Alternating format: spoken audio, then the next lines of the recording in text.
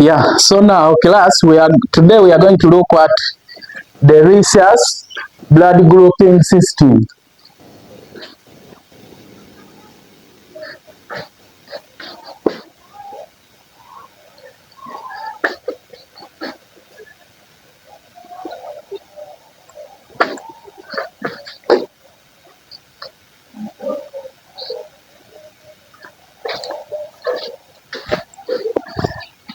We are looking at the RHESUS blood grouping system.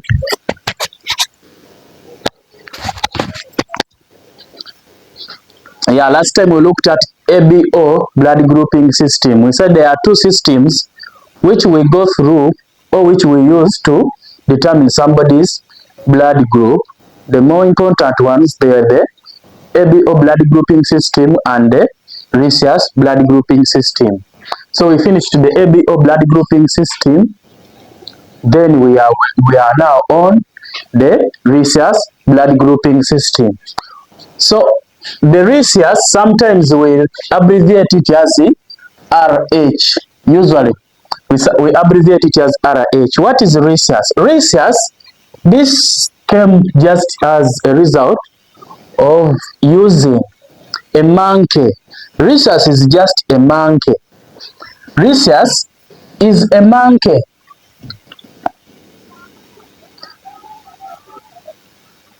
This is a monkey which they used to carry out some experiments that led us up to this point, up to now. So the history is that in 1940, there's a man and a friend. One was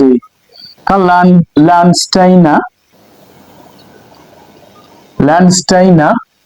So they carried out an experiment in that they got a monkey. They got a monkey blood, a RHESUS monkey blood. They got a RHESUS monkey blood and they injected that blood. They got blood from a monkey. They injected it into the pig and the rabbit. But usually they were majorly using the rabbit. So they injected blood. Let me first use it like this. They injected the blood from a RHESUS monkey. They injected it into a rabbit. Then after some time, they got the rabbit's blood. They got the rabbit's blood serum. They got blood from the rabbit. They got off the serum. So that serum was mixed with the monkey's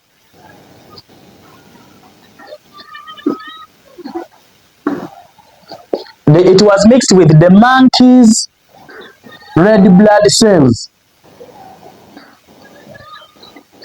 They got the rabbit's blood and mixed it. Actually, at first they injected the RHESUS monkey blood into the rabbit. So in the rabbit, after some time, they got the blood again from the rabbit. They got that blood. They got the serum of that blood, that rabbit's blood. They again mixed it. They mixed it with the monkey's blood. The first one, that let us see if we can mix back this blood to the monkey, what will happen. So when they mixed the blood, the rabbit's blood serum with the monkey's RBCs, they got what they get. They got an agglutination.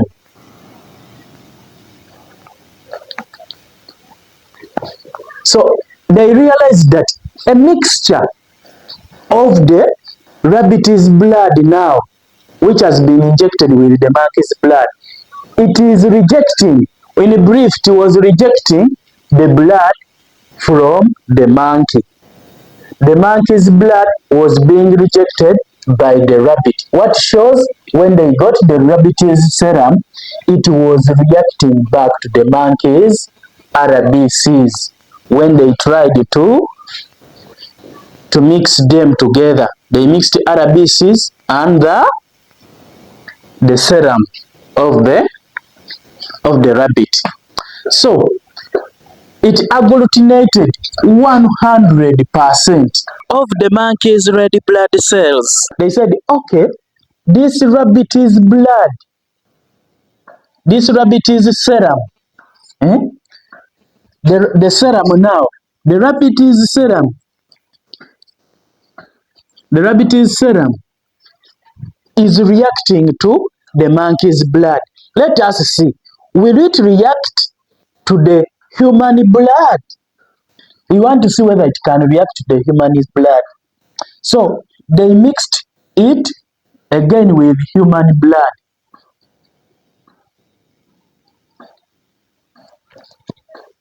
So rabbit's serum has now been mixed with human red blood cells. These were not just blood, red blood cells.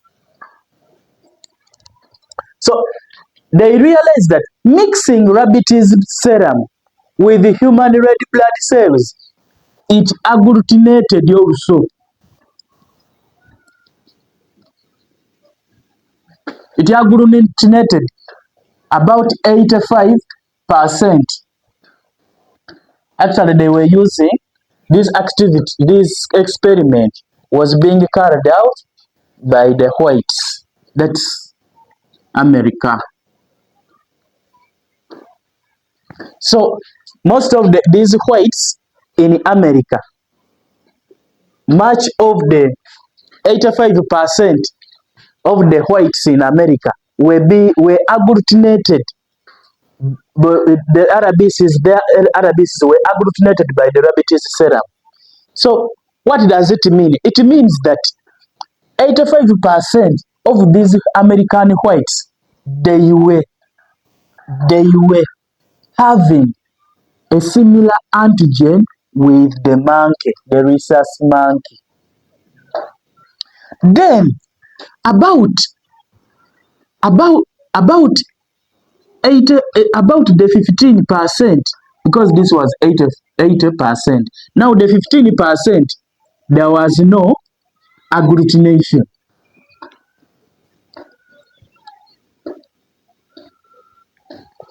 The 15%, there was no agglutination. Now, what does it mean? That the 85% of the whites, of these American whites, it was agglutinated, which means they have something similar with the monkey. Their antigen has some similarities with the monkey. Then these ones, there was no agglutination in the 15%, which means these ones, they don't have that similar thing with the monkey.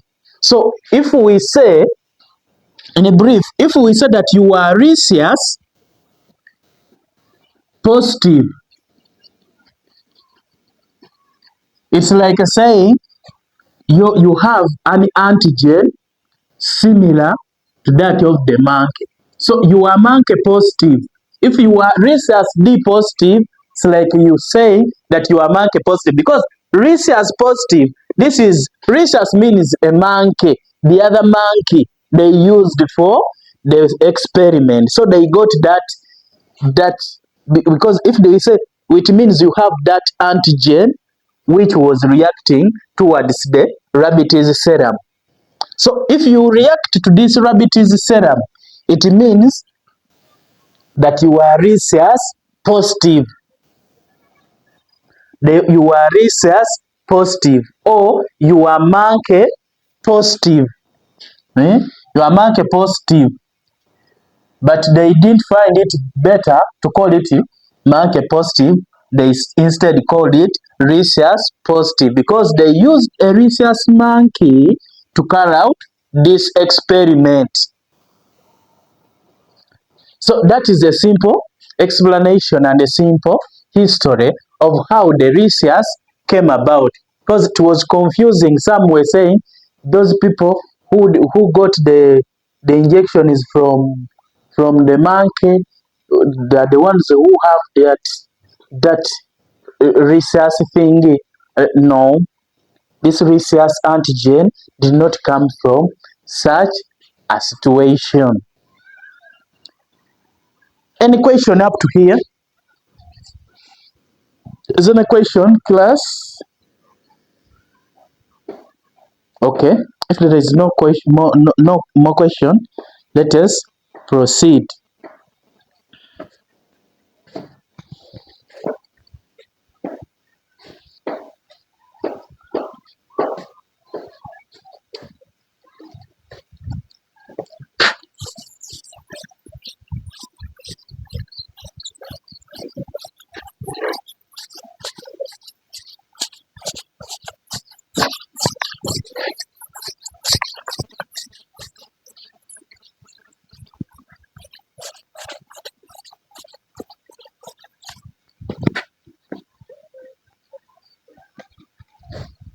So we have the types of the RHESUS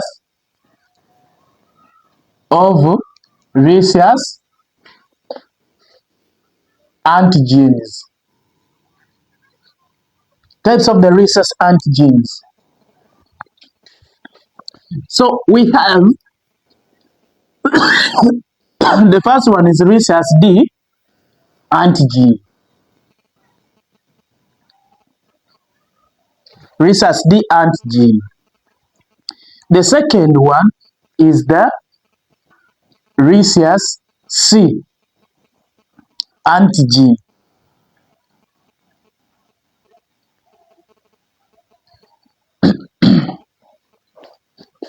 And also there is RHESUS small c antigen. Then there is another one which is RHESUS E antigen. Then there is also RHESUS small e antigen.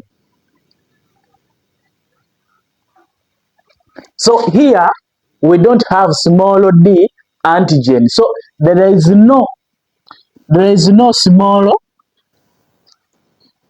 d antigen. There is no small d antigen.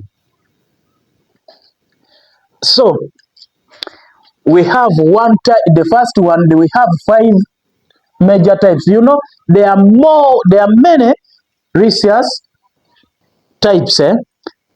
So among the many, because there are almost more than 45 types of RHESUS antigens, but more important ones are 5. Why are they more important? They are more antigenic. They are too much immunogenic. So being more antigenic makes them be more important. So the first type is this one, D antigen. The second one is the C antigen, capital C antigen. The third one is capital E antigen. Then the fourth one is small c antigen. Then the fifth one is the small e antigen. These are the most important RHESUS types antigens we have, which are more important because they are more antigenic. Now, let us look at the second part.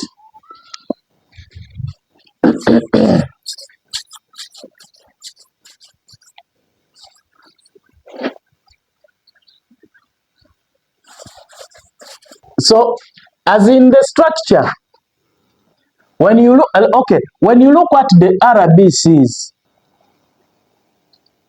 you know RBCs can be seen round or disc shaped depending on your view on the microscope. So when you view it like this, it will be having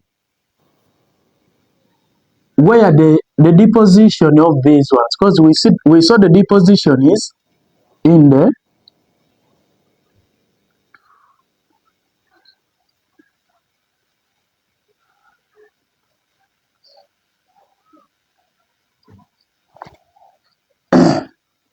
so as you look at this picture here, now in the ABO blood grouping, we saw that they are made up of carbohydrates. Now here is different. These antigens in the rhesus antigens, these rhesus antigens, they are not carbohydrates as it is in the ABO blood system. Here in this case, these ones they are protein in nature. So they appear on this chain, like as you see this chain here. So this is a protein chain, and being a protein chain, I think this can be carboxylene, and this amino acids. So this is a chain. Now this chain has 6 loops. 1, 2, 3, 4, 5, 6 loops. And even inside it has also 6 loops. So since it has 6 loops, it means that it passes this red blood cell membrane. It passes this red blood cell membrane as it moves 1, 2, 3, 4, 5, 6, 7, 10, 11, 12. It passes 12 times. So it is a 12 party. It is a 12 pass membrane protein. It is called a 12 membrane pass protein because it passes this membrane of the red blood cells 12 times. So as we continue, you find that the D antigen, our rhesus D antigen, where is it? It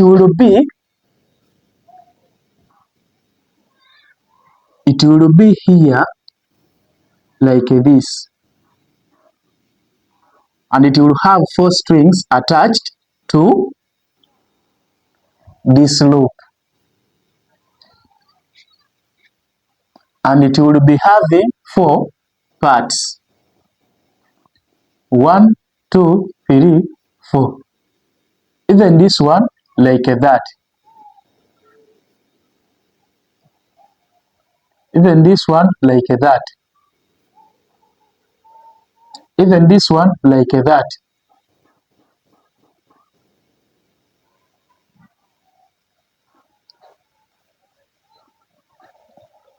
So this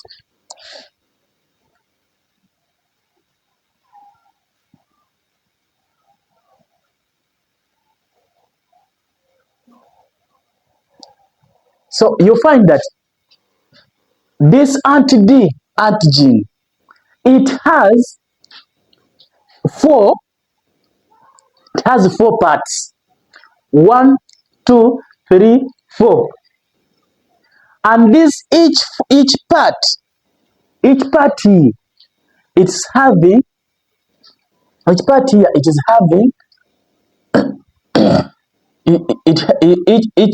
it has 4 and it has 4 antigens. 1 antigen, 2 antigen, 3 antigen, 4 antigens. This on these 4 loops. Now these 4 loops having them as the antigens, and again it has more epitopes. These epitopes which help them hang their cells onto the loop. Are you getting me?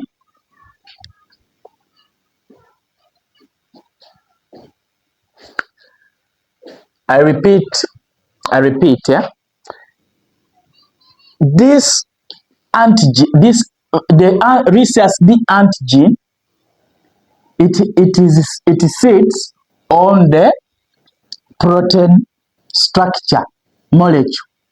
This molecule of this proteinous molecule passes this membrane of the red blood cells. It passes 12 times as it moves up, down to make a loop. So it makes 6 loops up and 6 loops. So it passes 12 times. That's why it's called 12 pass membrane protein. Now, on these loops, the 4 loops, they have the rhesus D antigen. Each rhesus D antigen, it has, this is 1, 2, 3, 4 antigens.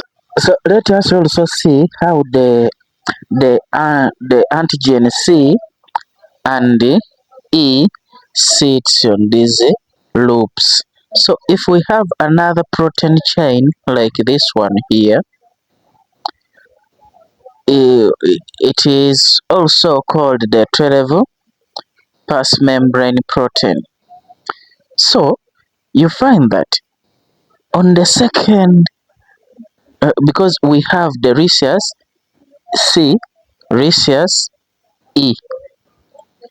So you find that on the second loop we have an antigen of the rhesus C antigen. Then on the third here we are having the rhesus E. Let's put the capital E. So it has the rhesus E antigen. So this is how a single blood, this is how the single blood appears in your body circulation. So let us go to the key terms in the rhesus blood grouping. Key terms. The key terms. Now we have the rhesus D positive. Rhesus D positive means simply rhesus D positive simply means that the person is having all these qualities. So this is rhesus D person. All these qualities they are there. So if he's lacking these ones, all of them, none of them is present on the surface of the red blood cells, it means that that person is rhesus D negative. If the person is rhesus D positive, it means he has all 1, 2, 3, 4 antigens. They are there. Or you might have 1, 2, or and so you are rhesus D positive. That person is rhesus D positive. Then there is rhesus D negative. Most of the people end there to understand the concept. So if you don't have 1, 2, 3, 4, you don't have any of them. Here you are rhesus D positive or you are rhesus D negative. Then there is a situation whereby there is another term where we say that you have a weak D. If they say that you have a weak D, if they say that you have a weak D, this one means that you might be having this one, but this number 2 is not there,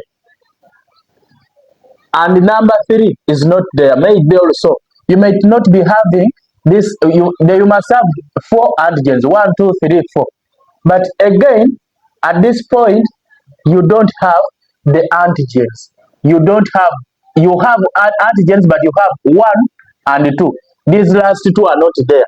Or you must have the first one and the last one. These ones are not there. Or you can be having one, or you can be having less than 4 antigens. You can be having 3, You can be having 2 or you can be having 1 antigen on one of the loops.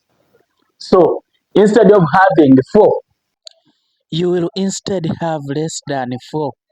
You might have like a 3, 2, or even 1 antigen. So that one we term it as being having a weak D. So these are not, these are less, having less antigens. So if you have less antigens, less than 4, actually less than, let's say less than 4 antigens. If you have less than 4 antigens, it means that you have a weak D. And in this situation, sometimes the junior lab people, sometimes they call us now seniors to come in and prove whether the person is really negative or is just having a weak D. So sometimes if you don't get a serious lab person, can falsely call you RHESUS D negative when you are RHESUS D positive. Just because of this problem, you have the D, but the D is just weak, so its reaction is not easily seen. So you have to do more other tests to prove this person. So sometimes if they tell you we are still working on your results, there are certain things which are technical, which people are finishing, or the health worker is finishing. So you have to be just patient at some times. So that's about the weak D antigen. Then there are certain situations whereby you have partial, where they say that you have a partial D antigen. Partial D antigen, it means that the epitopes are not enough. Epitopes. So there are some abnormalities. You have the D, but that D has some abnormalities. We can say if people who are having children come here. So you will also come, but your child is lame. So the child being lame does not mean that you don't have the child. You have the child, but the child is lame. So we can say that we called the people to lift things, but now your child is lame, does not have hands, the legs are just mingled, maybe got some poliomyelitis, so he cannot lift these things. So we wanted the children to lift things. So your child will not be able to lift things just because he's lame. So that's the problem with this situation, that here partial D means that the epitopes are not enough. So this is just an abnormality in the D structure, whereby it can be full 1, 2, 3. It might be having all of them, but again the problem comes in that the epitopes, there are supposed to be 4 epitopes, but now at this time the epitopes are 3. Here the epitopes are 2. Here the epitopes are 1. Here maybe the epitopes are not there even. You see? So you find that it becomes a partial D. You will have the D, but it will be having some abnormalities in it. Then there is another term. The term is called the RHESUS null. Now here in a RHESUS null, this one simply means that the person does not have RHESUS D, does not have RHESUS C, does not have RHESUS E, even RHESUS small e and RHESUS small c. So all the RHESUS are not there on the surface of somebody's red blood cells. So if such a person is there, is RHESUS null.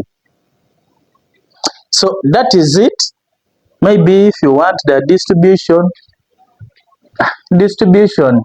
just that the discoverer has discovered that uh, about 80% when you go the whites in America,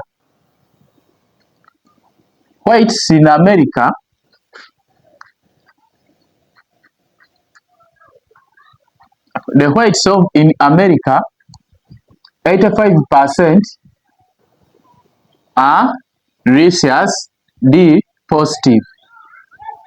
Then the blacks there,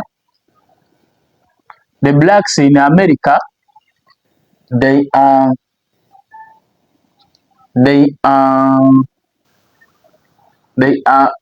95% rhesus positive. Then in Africa, you know, Africa, we are blacks. So the blacks who are in Africa, they are 100%. That's the latest discovery. That 100% they are rhesus D positive. Then another discovery in Asia, it is 99%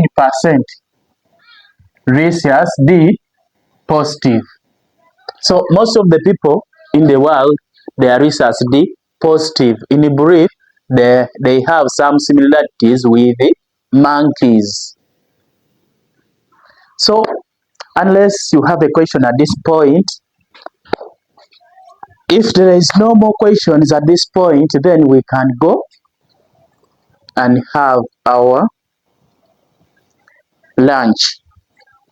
Then after lunch, I think I will come back tomorrow. We'll look at another topic. But today, I think we shall end there just for today. For more explanation, if you have not understood right now, or if you want to another explanation another time, you can go to the YouTube channel. So go to the YouTube, search for Dr. PCM Medical Lessons. So after getting the searching that Dr. PCM Medical Lessons, you look for the topic you want.